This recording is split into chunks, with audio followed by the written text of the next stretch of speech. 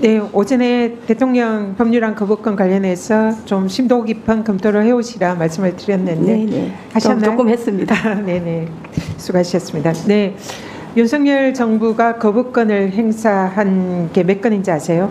21건이라고 알고 있습니다. 네, 21건입니다. 그 중에서 대부분이 좀 대통령의 헌법상의 의무와 위배되는 그런 거부권이 상당히 있습니다만, 오늘은 그 중에서도 대통령 본인과 배우자에 관한 내용을 주제로 하는 특검법에 대한 거부권 행사에 대해서 질의를 하고자 합니다.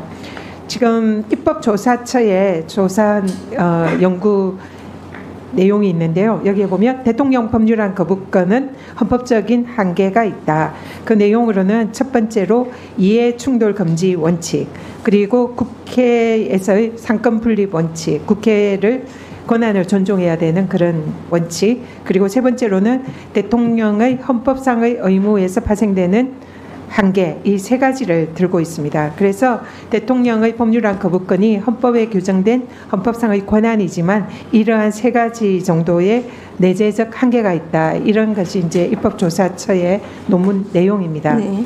그리고 지금 여기에 이제 부응해서 이 헌법학자들의 대통령의 법률안 거부권에 대한 그런 입장들이 이제 많이 논문으로 나와 있습니다. 지금 대통령 법률안 거부권의 헌법적 한계에 대한 김선하 교수의 논문 중에는 대통령의 사적인 이해와 충돌하는 이유로 제2요구권을 행사하는 것은 헌법상 용인되기가 어렵다. 그리고 또 대통령이 거부권을 행사할 수 있는 대상이 되는 것은 가족이나 본인과 관련된 경우에는 거부권이 제한될 필요가 있다. 이준일 교수의 또 헌법상 한계에 대한 논문 중에서 발췌한 내용입니다. 그래서 이런 지금 입법조사처의 논문이라든지 지금 학자들의 견해에 따르면 대통령의 거부권이 본인이나 가족과 관련된 경우에는 거부권이 제한되어야 한다. 이런 것이 학계의 다수 견해입니다.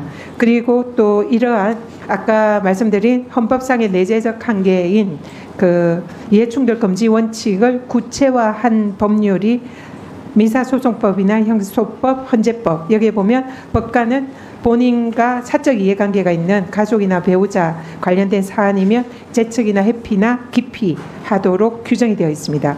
그리고 국회법에도 국회의원은 사적인 이해관계가 있으면 그에 대해서 회피하도록 규정이 되어 있습니다. PPT를 보시면 됩니다.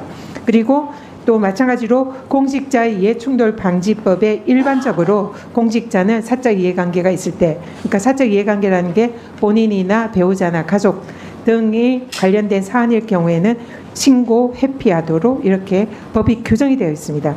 그렇기 때문에 이러한 그 대통령의 법률안 거부권이 아무리 헌법상의 권한이라 하더라도 이는 무소불위의 권한이 아니고 마음대로 그 무한하게 행사할 수 있는 그런 권한이 아니라 일정한 헌법상의 권한의 행사에 한계가 있는 겁니다. 그러한 한계가 내재적 한계가 대표적인 것이 이해충돌 금지 원칙이고 그것을 구현한 법들이 이러한 법들이고 여기에 대통령도 적용 대상이 된다는 거죠. 그래서 공직자 이해충돌 방지 법에 따르면은 대통령이 공직자 이해충돌 방지법에 규율 대상이 된다고 명확하게 규정이 되어 있고 그리고 또 수사 이런 관련 사안에 있어서는 대통령도 회피하고 그 회피를 신고해야 된다 이렇게 의무가 규정이 되어 있습니다.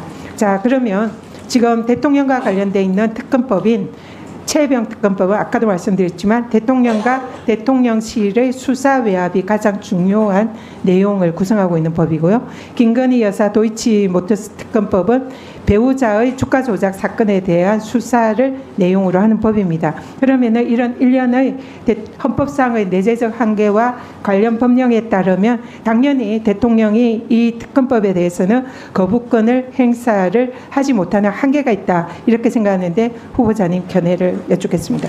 헌법 자체에는 대통령의 제2요구권에 대해서 내재적 한계에 관한 그런 특별한 규정은 없습니다. 다만 이론적으로 내재적 한계라는 것을 다수 의견에서 인정을 하고 있는데 그것이 어떤 방법으로 구현될지 여부에 대해서는 전국적으로 헌법의 해석을 통해서 판단이 되어야 될 것 같고요. 공직자 이해충돌 방지법이 기본적으로 그 취지는 그 제2요구권의 어떤 내재적 한계를 구현하는 것이다라는 취지에는 공감을 하지만 과연 그 내재적 한계가 이런 식으로 구현되는 것이 맞는지 여부에 대해서는 조금 고민을 해봐야 될 것 같습니다. 그리고 대통령의 제2요구권을 행사하는 것에 대한 권력 분립 측면에서의 방법을 본다면은 국회가 과반수의 출석과 그 요건이 있습니다. 조금 더 강화된 의결 규정을 두고 있음으로써 국회로서는 대통령이 제2요구권을 행사했을 때 강화된 의결을 통해서 다시 그것을 법률로 확정시키는 그런 권한도 부여되어 있습니다. 그래서 그 내재적 한계가 과연 그 의원님께서 말씀하시는 그 공직자 이해충돌 방지법인지 여부는 조금 더 만약에 사건화가 된다면 심판 대상으로 고려를 해봐야 될 심도 깊은 검토가 필요하고 해서 결정돼야 될 부분인 것 같습니다. 네. 무소불위의 권력은 아닙니다. 다만 그 내재적 한계가 어떻게 구현될 것인가는 검토를 해봐야 된다는 의미입니다. 네. 그 후보자님 오전에 비해서 비교적 활발하게 본인의 의사를 표현을 잘 하시는데요. 그것이 뭐 누가 동의하고 동의하지 않고 뭐 그 문제를 떠나서 저는 후보자가 적극적인 소신 발언은 민주당에게 유리하든 국민의힘에게 유리하든 저는 그렇게 하시는 것이 맞다고 생각하고요. 그래야 저희가 이제 경과보고서 채택을 할 때도 이런 부분은 이렇다, 저런 부분은 저렇다 이렇게 저희가 병기를 할 수 있지 않을까 그런 생각이 듭니다. 그래서 적극적으로 답변해 주시는 것이 좋겠다 이런 생각이 듭니다. 다음에는 조배수 의원님 질문해 주세요. 잠시 주목해 주시기 바랍니다. 구독자분들에게 특별한 선물을 준비했는데요. 제가 항상 여러분들 때 강조드리는 말씀이 있습니다. 이슈와 뉴스만 꾸준히 챙겨보셔도 충분히 돈을 벌 수 있다고 말씀드리는데요. 여기 보이시는 채널의 영상을 보시면 어떤 생각이 드시나요? 그냥 눈에 보이시는 뉴스와 영상만 보시고 아무 생각이 없으신가요? 그렇다면 저는 잘못된 것이라고 말씀드리고 싶습니다. 그 이유가 무엇이냐면 제가 8월 초에 뭐라고 말씀드렸나요? 지금은 바이오에 관심을 가져야 한다라고 뉴스만 보고 넘기지 마시고 투자를 직접적으로 생각해봐야 한다고 말씀드렸는데요. 이런 썸네일들과 영상을 통해서 충분히 구독자님들께도 전달이 되셨을 겁니다. 이런 바이오 이슈가 되었을 때 부자들은 어떻게 생각할까요? 바이오 관련주는 무엇이 있는지, 어떤 종목이 가장 좋을지, 어디에 투자해야 돈이 몰릴 수 있는지 자연스럽게 생각한다고 말씀드렸습니다. 지난번에 구독자분들과 함께하는 주식으로 수익 내기를 진행했었는데요.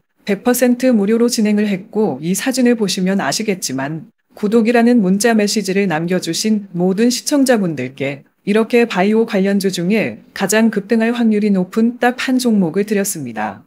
8월 13일에 오정바이오를 추천해 드렸습니다. 여기 나와 있는 사진을 보시면 정확히 얼마에 매수하고 어떤 종목을 사야 하는지 어느 지점에 팔아야 하는지 이런 부분들까지 여러분들에게 정확히 알려드렸는데요. 실제로 많은 분들께서 수입을 보셨습니다. 오른쪽을 보시면 아시겠지만 8월 13일에 오정바이오를 소개해드리고 나서 실제로 며칠이 지나지 않고 이렇게 주가가 상한가가 되었습니다. 당시에도 굉장히 많은 분들이 제가 드린 이 종목으로 수익을 내셨습니다. 지난번과 똑같이 구독이라는 문자를 보내주시면 이번에 이슈가 되고 있는 주식 중에 앞으로 대장주의 구실을 하면서 주가가 가장 크게 상승할 한 종목을 시청자분들에게 문자로 종목명과 사고자 하는 시점을 모두 알려드리겠습니다. 이 영상을 보시고 계시는 시청자분들 중에 종목이 궁금하다 하시는 분들은 남녀노소 시간대 상관없이 이렇게 상단에 번호를 항상 남겨놓고 있습니다. 전화번호 010-802-5352 똑같이 무료 급등 주식 문자를 보내드리겠습니다. 돈을 받는 것도 아니고 투자를 대신해 드리는 것도 아니고 부담 없이 구독 문자 보내주시면 되십니다. 수익이 나신다면 구독과 좋아요 한 번씩 부탁드립니다.